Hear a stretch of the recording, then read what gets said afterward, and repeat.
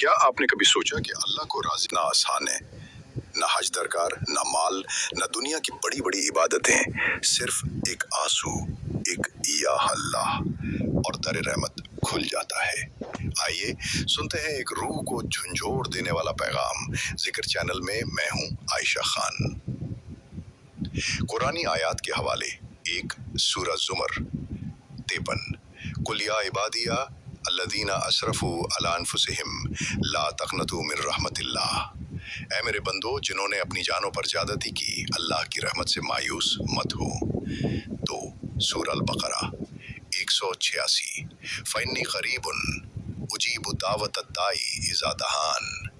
मैं करीब हूँ, जब कोई पुकारने वाला मुझे पुकारता है तो मैं उसकी पुकार कबूल करता हूँ। 3 सूरह अल हुदीद 3, हुवल अव्वल वल आखिर वल ज़ाहिर वल बातिन। वही अव्वल है, वही आखिर है, वही ज़ाहिर है, वही बातिन है। तुझे क्या खबर कि जिस रब ने फ़िरौन को पानी में गर्क होते वक्त आमिंद कहते सुना, वो रब आज भी अपने बंदों का इंतज़ार करता है कि कब रोकर पुकारें, कब लूट आएं। मैंने कहा, मैं तो खुद अपने बेटे को माफ ना।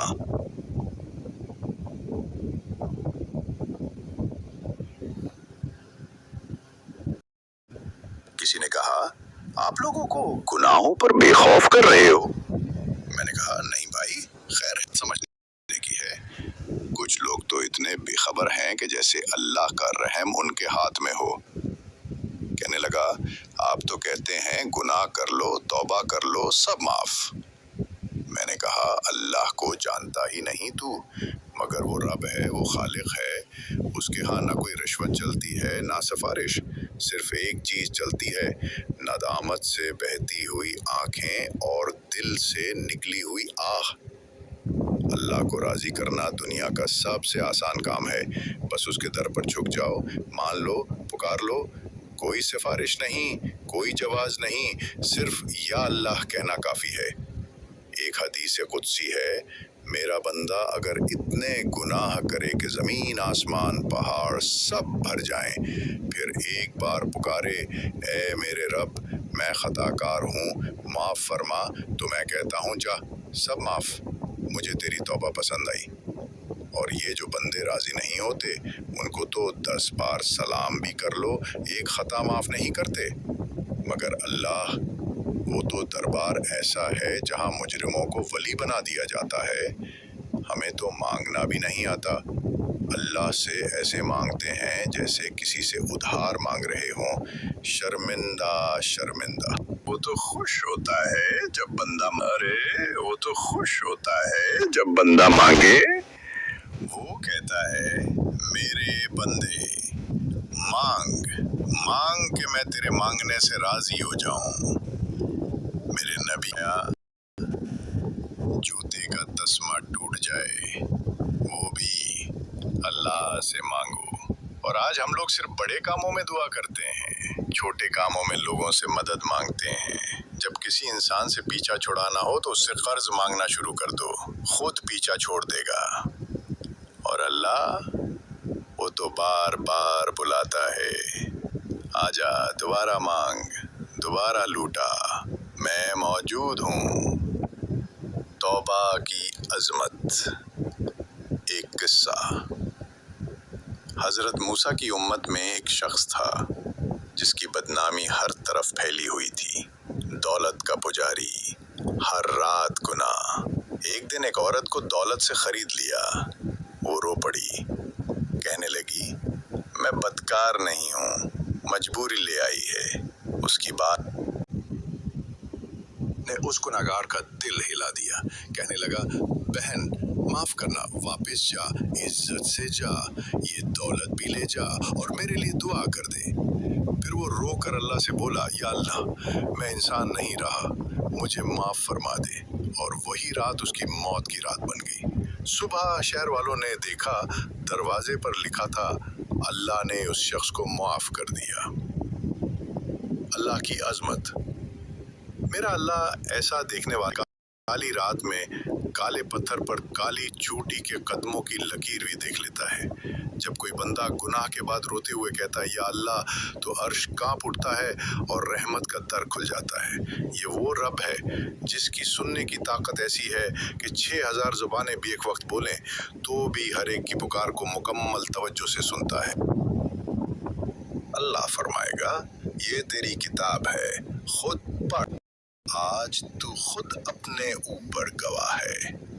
اور بندہ کہے گا، یہ سب کچھ میرے متعلق، یہ سب کیسے محفوظ رہا؟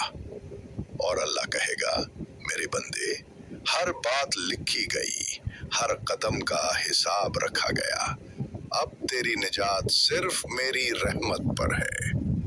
حضرت ابراہیم علیہ السلام اللہ کے خلیل تھے۔ آپ مہمان نوازی میں بے مثال تھے۔ روایت میں آتا ہے کہ آپ کبھی اکیلے کھانا نہیں کھاتے تھے جب تک کوئی مہمان نہ ملے۔ اگر آپ کو کوئی مہمان نہ ملتا تو آپ باہر نکل کر تلاش کرتے، راستے سے کسی کو ساتھ لے آتے۔ ایک دن آپ کے دروازے پر ایک مسافر آیا۔ آپ نے خوشی سے اسے اپنے دسترخوان پر بٹھایا۔ کھانے سے پہلے آپ نے حسب معمول فرمایا، آئیے بسم اللہ پڑھ کر کھائیں۔ مہمان چونک گیا۔ اس نے کہا، میں بسم اللہ نہیں کہتا کیونکہ میں اللہ کو نہیں مانتا۔ یہ سن کر حضرت ابراہیم علیہ السلام کے چہرے پر افسوس کے آثار ظاہر ہوئے۔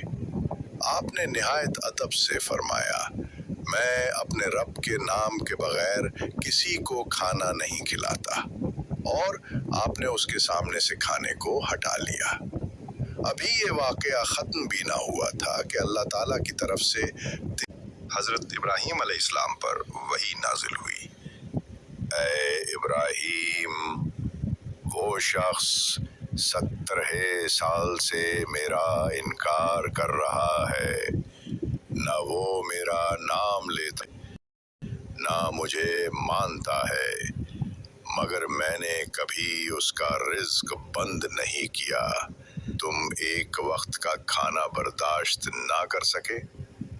حضرت ابراہیم علیہ السلام کا دل لرز گیا۔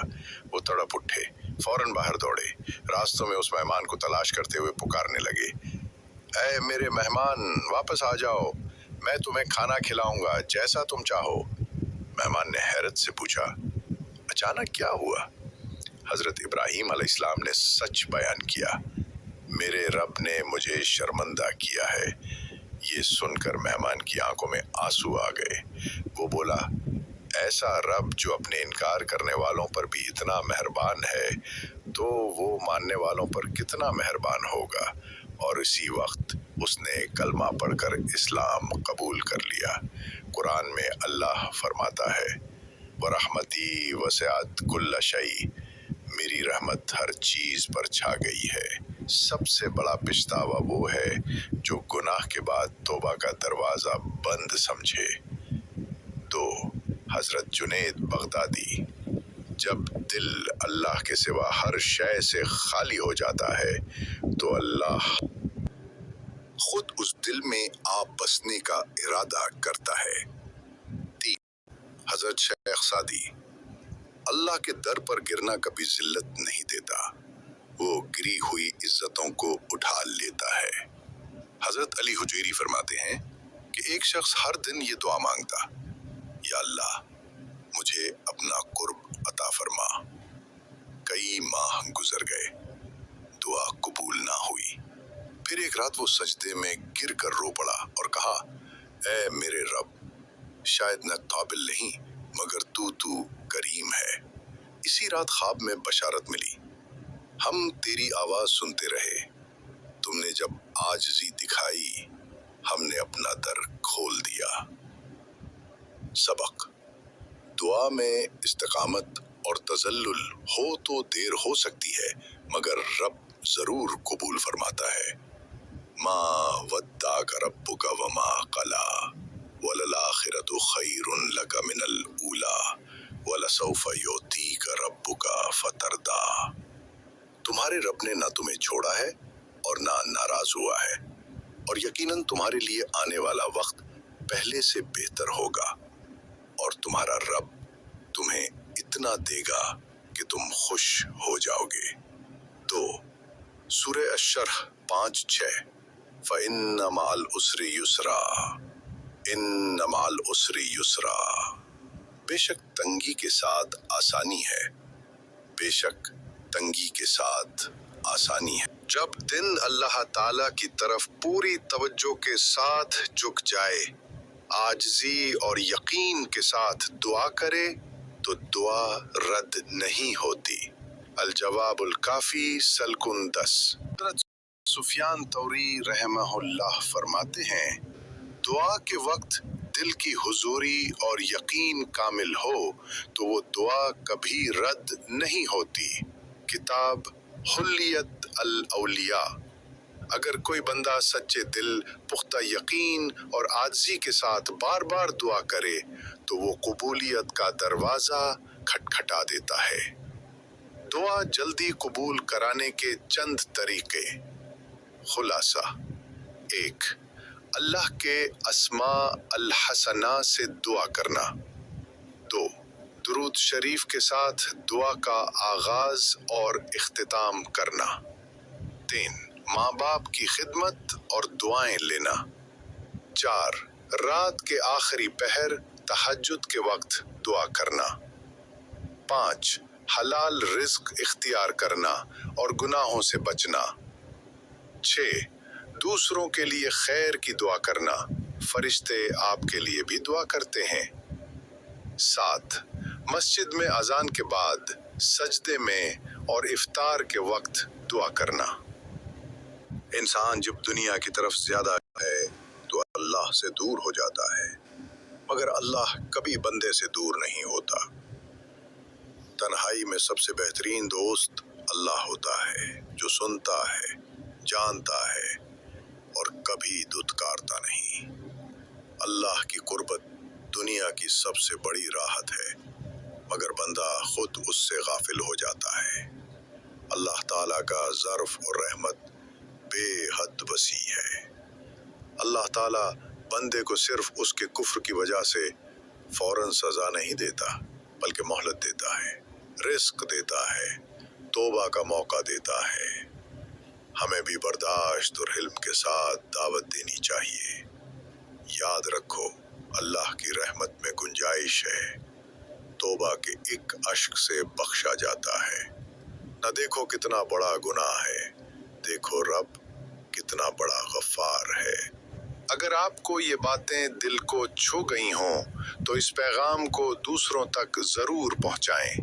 ہماری ویڈیو کو لائک، شیئر اور سبسکرائب کریں تاکہ اللہ کا ذکر ہر دل میں زندہ ہو۔